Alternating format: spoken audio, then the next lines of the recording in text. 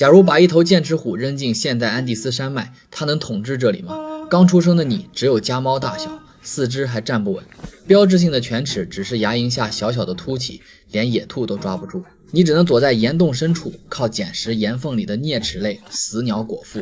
有次3隻珊瑚循着血腥味摸到洞口，盯着你直流口水，你被逼到岩洞最裡面，弓起背發出稚嫩的嘶吼，最後靠着岩洞狹窄的地形才把它們吓走。後來你試着走出岩洞，頭頂巨大的安第斯神就在高空盘旋，3米一展头下的巨影掃過山坡，你被嚇得連忙縮回洞內。1歲時你就長到了豹子大小，前肢已經顯出粗壯的輪廓，只是你的犬齒還沒長成型，沒法使出致命的割喉殺招。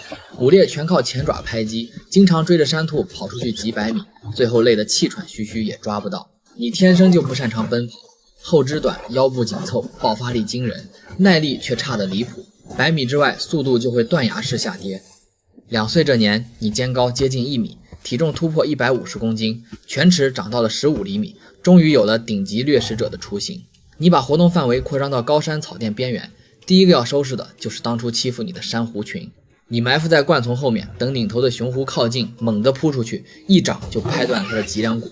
剩下的珊瑚一哄而散，再也不敢靠近你的領地。可你還沒得意幾天，就遇上了真正的對手，一頭亚成年雄性美洲狮。它是這片山地的原住民，以為你是入侵的同類，直接弓起背發出威脅的低吼。你仗着體型優勢衝上去，前肢死死按住它的後背，可它轉身靈活，一口咬在你的肩膀上，你疼得發力一甩，把它掀出去老遠。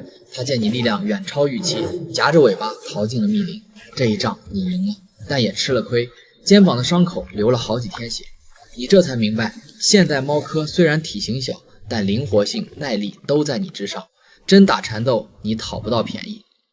4歲這年，你徹底成年，肩高1.2米，體重穩穩停在320公斤，前肢粗壯的像熊腿，一對28厘米長的犬齒從嘴邊垂下，如同2把淬了寒光的匕首。你能張開120度的巨口，配合發達的頸部肌肉，能瞬間切開獵物的頸動脈。你正式向這片山地的老牌王者發起挑戰。在一處圓沱飲水的峽谷，你和一頭成年雄性美洲獅正面撞上。它雖然是這片領地的霸主，但體重還不到100公斤，不足你的1/3。他本想像對付其他對手那樣繞圈消耗，可你根本不給他機會，借着岩石掩護猛地突出，前掌狠狠拍在他的側腰上，咔嚓一聲，他的肋骨直接斷了3根，摔出去滾了好幾圈。你沒給他起身的機會，巨口張開，精準咬住他的後頸，犬齒輕輕一沉就刺穿了皮肉。整個過程不到10秒，這隻山地的老牌王者連基本的反抗都沒做出來，就被你踩在了腳下。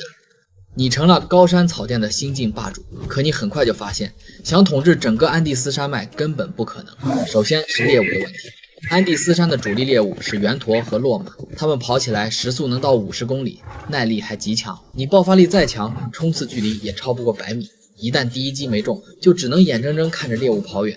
其次是硬骨頭不好啃，你遇上過一頭成年眼鏡熊，它的體重虽然只有你的1半，可皮厚毛密還是杂食性，根本不怕你的威慑，它直接站起來揮着爪子跟你对峙，你卻不敢輕舉妄動。它的肩胛骨堅硬厚實，要是犬齒側面磕上去崩斷了，你就等於自廢了武功。僵持了2分半鐘後，你主動的退走了。更麻煩的是高海拔環境，安第斯山脈3-4千米的區域，氧氣含量只有平原的7成。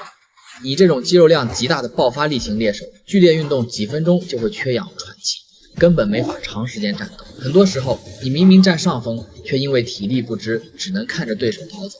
最終，你放棄了高海拔的開闊草甸，選了一處中海拔的岩石峽谷作為領地。